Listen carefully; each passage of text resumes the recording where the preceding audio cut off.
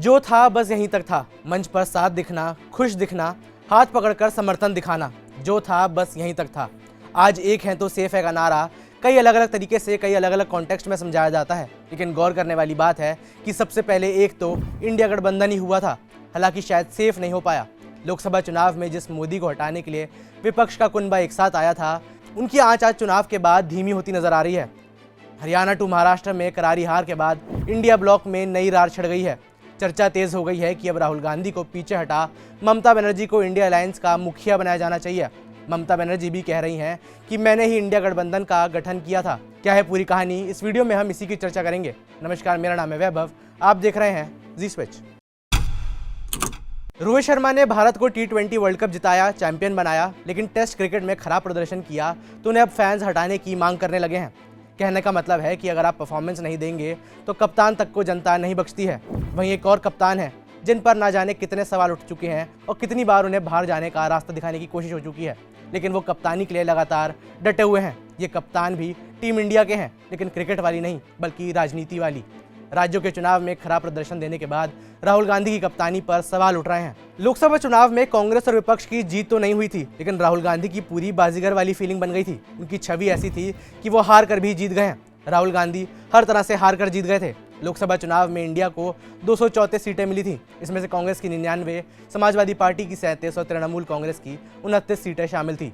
बहुमत का आंकड़ा 272 का था। वहीं एनडीए ने 293 सीटों के साथ सरकार बना ली थी। अब मामला क्योंकि करीबी था तो किसी ने कुछ नहीं कहा, लेकिन अब जब बात राज्यों के चुनाव की आ रही है तो एक एक पार्टी धीरे धीरे बैकआउट करती नजर आ रही है। ऐसे में राहुल गांधी की कप्तानी पर भी सवाल उठ रहे हैं। हालातों को देखते हुए पश्चिम बंगाल की मुख्यमंत्री ममता बनर्जी ने गठबंधन की लीडरशिप लेने के लिए अपना दावा पेश किया है और अब एक एक करके सहयोगी दल भी ममता दीदी के समर्थन में आने लगे हैं। ममता जी नेतृत्व मांग रही है इंडिया गठबंधन का कि हमको नेतृत्व दे दीजिए। हाँ ठीक है, दे देना चाहिए, हम सहमत हैं। चल, लेकिन कांग्रेस उसकी आपत्ति जता रही है लालू जी। कांग्रेस को जताने से नहीं होगा, ममता को दो। उधर ममता दीदी ने एक इंटरव्यू में कहा कि मैंने इंडिया गठबंधन का गठन किया था। अब इसे मैनेज करना मोर्चे का नेतृत्व करने वालों पर निर्भर करता है। अगर वो ये नहीं कर सकते तो मैं क्या कर सकती हूँ। अगर मुझे अवसर दिया गया तो मैं इसका सुचारू संचालन सुनिश्चित करूंगी। ममता बनर्जी ने इंडिया गठबंधन में फिर शामिल होने की इच्छा तो जताई है, लेकिन लीडरशिप वाली शर्त के साथ। वहीं ताज़ा महाराष्ट्र में हार के बाद नई कमान तलाश रहे संजय राउत को भी एक बड़ा मौका नजर आ रहा है। हम सब चाहते हैं कि ममता जी इंडिया ब्लॉक की प्रमुख घटक रहे, हमारे साथ रहे, चाहे ममता जी हो, चाहे अरविंद केजरीवाल जी हो, हाँ, शिवसेना हो, हम सब लोग एक साथ है। कुछ थोड़े बहुत अगर मतभेद है, हम खुद कोलकाता में जाकर ममता दीदी से बात करने वाले हैं। इंडिया गठबंधन में नए कप्तान की चर्चा तेज होने पर भी सवाल उठ रहे हैं। सवाल है कि क्यों विपक्षी गठबंधन को लीड कर रही कांग्रेस और राहुल गांधी को साइडलाइन करने की तैयारी हो रही है। सवाल इसलिए क्योंकि अब तक कांग्रेस ही इंडिया ब्लॉक में बड़े भाई की भूमिका निभाती रही थी, लेकिन खराब परफॉर्मेंस और ममता बनर्जी के एक बयान के बाद कांग्रेस के रोल पर बड़े सवाल उठ रहे हैं। फूट को और बढ़ाते हुए यूपी और दिल्ली चुनावों में समाजवादी पार्टी और इधर आम आदमी पार्टी ने कांग्रेस को नकार दिया है। वो अकेले ही ये चुनाव लड़ेंगे। अब देखिए, अगर मैं कहूं कि लोकसभा चुनाव के बाद भी जो सबसे बड़ा फायदा हुआ था वो राहुल गांधी को ही हुआ था, तो ये गलत नहीं होगा। चुनाव हारे जरूर थे, लेकिन लोकसभा में नेता प्रतिपक्ष राहुल गांधी को ही बनाया गया था।